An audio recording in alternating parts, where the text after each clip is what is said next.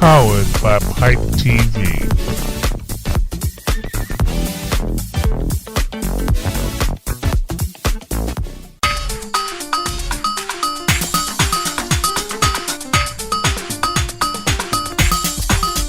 You are now watching Pipe TV.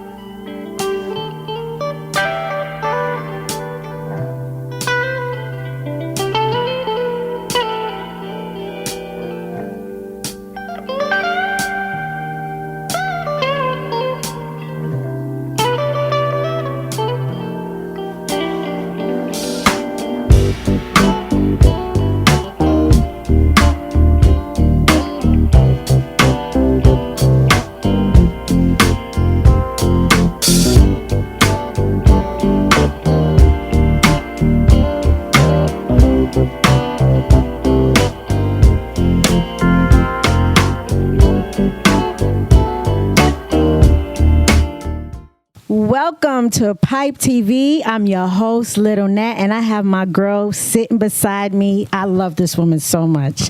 Julia Robertson, singer, songwriter. She does it all. Please welcome to Pipe TV. Oh, thank you, Lil Nat. You know I love you too. I appreciate it. I'm happy to be here today. So where are you from, by the way? Because I don't know if I know. You from Harlem? I'm from Harlem. Mm-hmm. Okay. Raised, grew up, school. Originally from California. But was originally from California, but was raised in Harlem.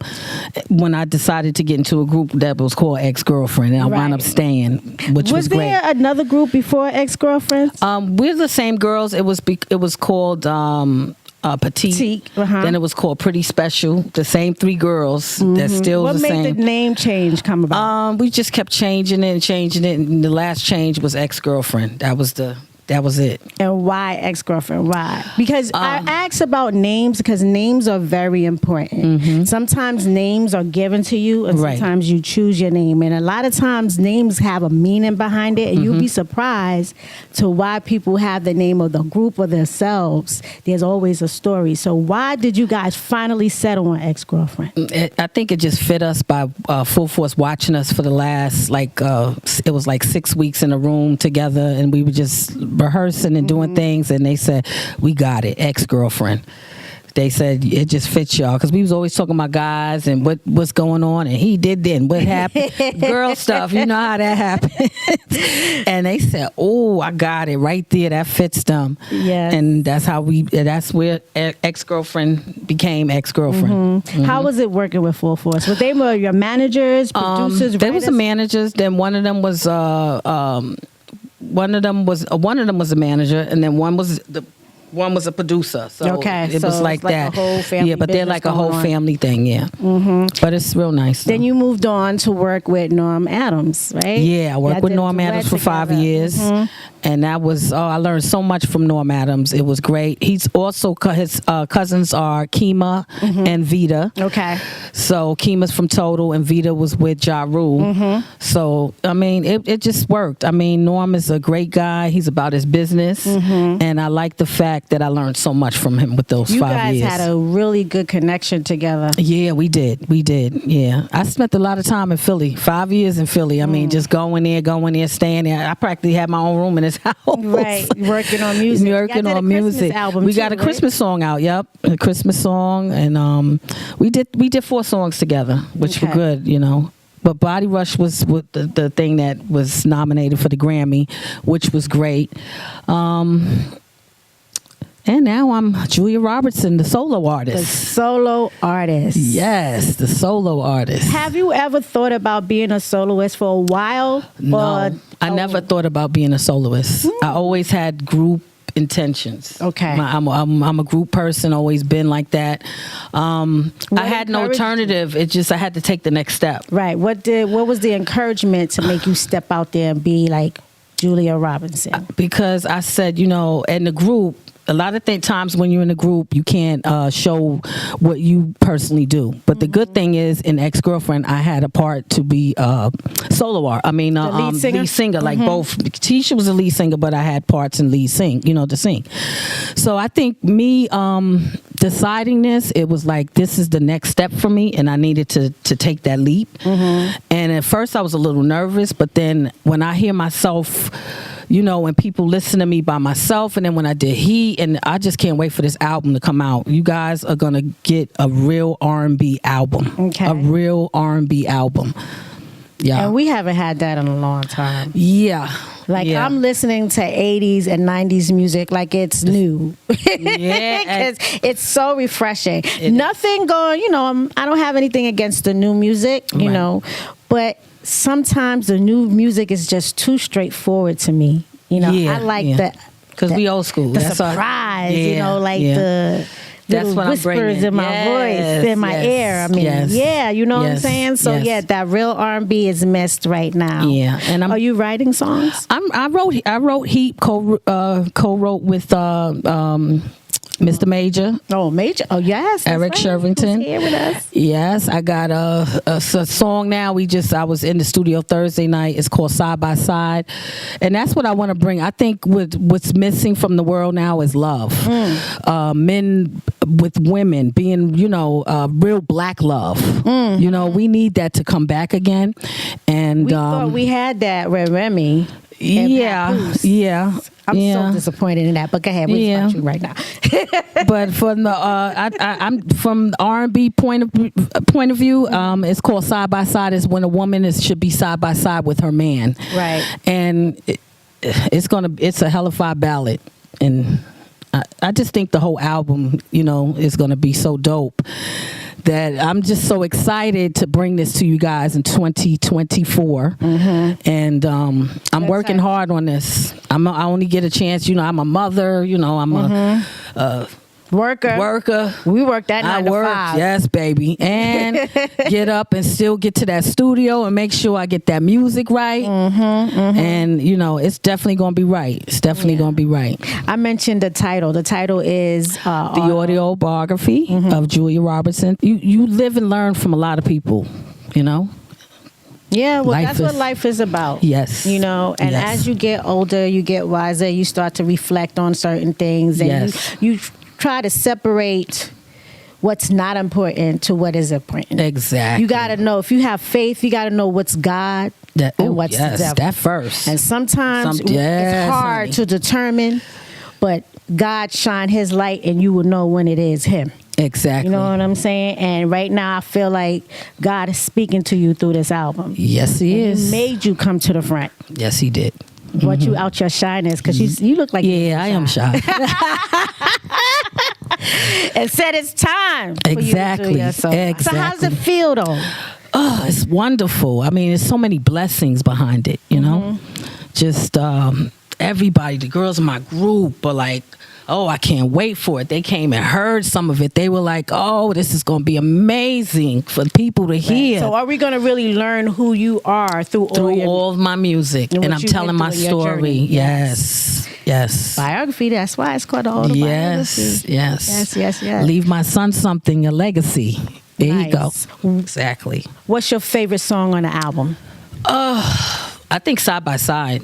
Side by Side, I think, is a smash. I just know every time we play it, Mr. Major cries. He almost makes everybody cry. Monica in the group that always does my makeup now, she was one of the person, now she does makeup to the stars. Tisha's in the church, and both of them was like, oh my God, this is it. And when does it come out? You said 2004? 2024. I'm quite sure somewhere like April-ish where we're pushing, because I can't really directly say when, but I know I just was telling Mr. Major I got to come in twice a week, to like just knock more things out, and that's what I'm about to do. To just get it done. Juggling all of that. Work, being a mom, everything. What do you do on your free time, real quick? Oh. if there is any time to sleep. When I talk to you, I was getting that sleep. And my son know not to bother me. Listen, as we get older, we need that nap. I need that nap. That's it. And honestly, if I get 3 hours, I'm good. I'll be refreshed. Ooh, I'm happy, you need that sleep. That's important. You gotta get it. Yes. I'm loving your shoes, though. Oh, thank you so much. They're called Alicia Wang. So I bought them from somebody, and I'm gonna be honest, it was a booster. And when she had them, I said nobody got them shoes. I want them. The box said $300, and I gave her $60. What I told you, I said, "Oh, thank you." She go, bring me some more stuff back. Bring me some more stuff. I love anything that's I keep it 100 at all times. Yes, those are different, unique. You Everybody can rock those was saying that, and they're in comfortable. 2030 and be like, "Yo, where you got those They're from?" very comfortable. When I put them on, I said, "Oh, they're so comfortable." There's many shoes you put on and ain't comfortable, right? No, they just for you to go out to dinner, sit down, look cute, get to the car, put your slippers on. Yes, and you be I like, do it all the "Please time. let me not look funny walking. Yes, I hope I don't look like my feet hurt." It's so true, man. It's so the true. things we women have to go through to look beautiful and sexy. You know what I'm saying? You men don't have a clue. Me. Yes. The pain in our hair to get our hair braided, cut, permed, weaved, burnt with the hot curler, lashes. Oh, let's not. Some of these girls with these lashes. Oh, they be like this, right? Spider webs. Yeah. Not natural at all. Yeah. Anyway, tell everybody where we can find you, social media.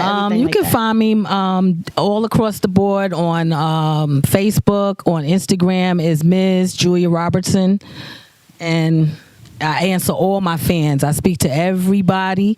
I talk to everybody. Somebody asks me what I'm doing, how's everything, and I send it right back to them. And that's why my fans really care for me, because I keep it 100. 100, and that's the way to be at all times. And she loves to cook too, so when you follow her on Facebook, you see all the stuff she's cooking. I be cooking. I be like, "Girl, I'm hungry. Stop doing that." And I can't eat that right now. I gotta show her though. I can't have no mac and cheese right now. All them carbs. That's right. Yeah. Is there anything you want to share that we missed? Just keep God first in your life, very much so, and follow your dreams always. Don't listen. Don't stop. Just keep going. That's There's the best. no age in that either. No, it isn't. No age. No age. You can keep doing what you need to do. Yes. All right, Julia, thank you so much. It's always a pleasure. Oh, thank you so much. To see I love and you. Speak to you. And please let us know when that it will. You'll be the first. Mr. Cox will be the first to know. Yes. All right, guys. Thank you for tuning in. This is Pipe TV.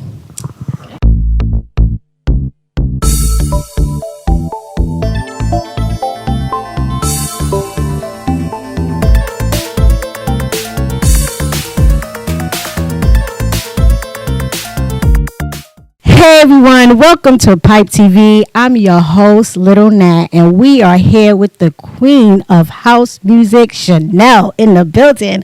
Hello. Good nice evening. To meet you. Nice to meet you too, finally. Yes, right? So how long has it been since you still doing music, correct? Yes, correct. Yes. Even more than before. Every year I've had a record out, really since the late 80s. One Man came out in 1989. I had 2 records before that. So technically, really, since 1986, when my first record came out on Profile Records. Right. How does it feel to be in this crazy music industry for so long? A lot has changed. A lot has changed. I feel as though I'm a little bit more removed from my fans because of social media. So there is now a barrier as opposed to going to a record pool. I would meet all my DJs, all of the jocks who supported me at the radio station.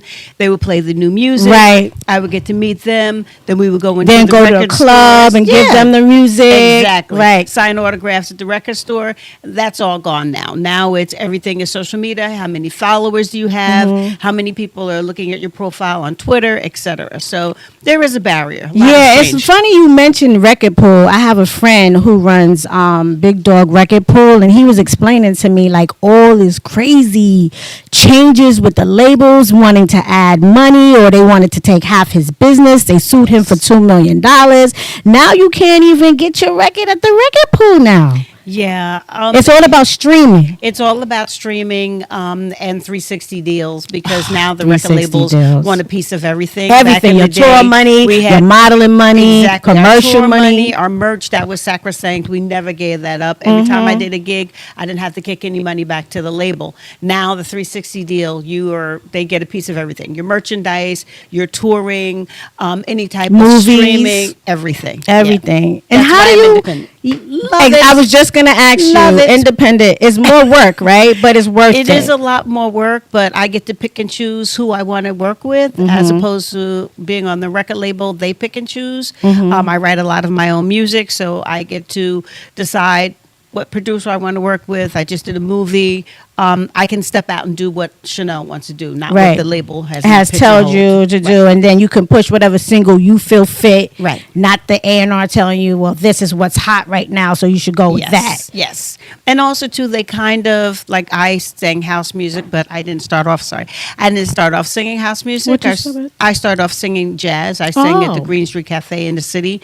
So my background was jazz and gospel, but since the record label, the person who signed me at the time was Profile Records, Run DMC was like my label mate. So they were the biggest thing. So they wanted to add an R&B artist. So I was one of the first artists they signed. But after I got there, they really were about hip hop. They really didn't know what to do with me. R&B, but they didn't want to let me go because, God forbid, I'd become a star. Yeah, become bigger than them. Exactly. And then they feel like they lost out on something they had first. That's how all of them do. They kind of pigeonholed me. When the record went gold, they were like, well, you have to keep singing dance music because that's where your bass is. Now I don't care about my bass. I sing gospel, I sing jazz, I do what I feel like I'm doing a show. Whatever your mood is in. Whatever I feel like. Just throw it out there and whoever and buys house music, I don't know, correct me if I'm wrong, because I love house music, but Jersey is the house place. Yes. And Chicago, right? Is it Chicago also? So it started in Chicago. I always like to say, because I'm from New Jersey, we kind of put house music on the map at the time. It was myself, it was Blaze, it was Vicky Martin, a diva. I mean, all of us were touring overseas. We were some of the first guys to do some of the bigger TV shows like, Top of the Pops or Soul Train or whatever. We were really making it a global, genre. I feel like it still is not as big as it should be, like R&B was. Like some people still don't take to house music like that. What do you think that is? I think because for the longest it was very underground. And when people think house, they think queer. And let's face it, a lot of the best clubs in New York were exactly that, the Garage or the Shelter or whatever. So I think that Madonna tried to push it off into the mainstream. Right. And I have to admit, I kind of was in my feelings. Okay, come for me, Beehive. But Beyonce did not start house music. Is that what they think? Yeah. Incorrect. Right. So she did draw attention to house music, which was amazing. For this generation. Right. But it did nothing for the rest of the house artists who've been there since the 80s and are still doing it, and it's how we make our living. So thank you, Beyonce, but girl, you could have done more. Just saying.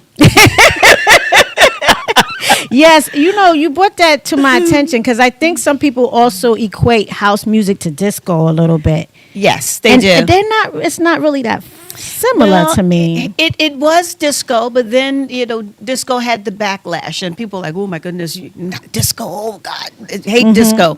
So it kind of went underground, and when it went underground, it was Club Zanzibar and all these wonderful clubs in Jersey. As soon as you walked in, you heard that boom. And you could just stand there in the garage. I would stand by the speaker, and you just feel it all through your bones. And, that's what it was known for. But people don't even party the way they used to. No. I mean, I love my young folks, but you guys just don't know. They're so depressing. You don't know what you're missing. Thursday night, I'd have my clothes laid out. I'd be clean, hair did, nails did, everything did. Their to go out to the music club. is And we would get so there at different. 10, 11 o'clock. Yep. The club opened at midnight. I'm leaving at 6 a.m. I'm going to work And because you- I've been there all night. Yup, you leave, go straight to work. Absolutely. Straight to work. Yes. So, I mean, I just feel as though when you go now that there's a lot of posing, there's a lot of people standing It's around. all for the gram. And, it's like, I have my bottle at my table. But, back then, I really didn't care about that. Mm-hmm. I danced with whomever. I just loved being out and hearing the music. That's what drew us in, was that music. And, I made a lot of really great friends just, through the years being in this industry. Right. And yeah, this time now, these kids, I don't know. The music sounds kind of dark to me, some of it. Not all of it, but for the most part, it sounds really dark, like they're in a dark space. Well, let's face it, this is dark times. I don't want to get biblical and everything. No, let's- but you're right. Can we preach about it? I'm just going to say, the Bible foretells that, these hard times and dark times will come, and they are here. Right. There's another war in the Middle East, and what's going on in the Ukraine. We're and fighting our who's own in war the here. office, and then we don't kind of get behind each other. So No. that's part of it as well, where I see a lot of the other groups really do support each other.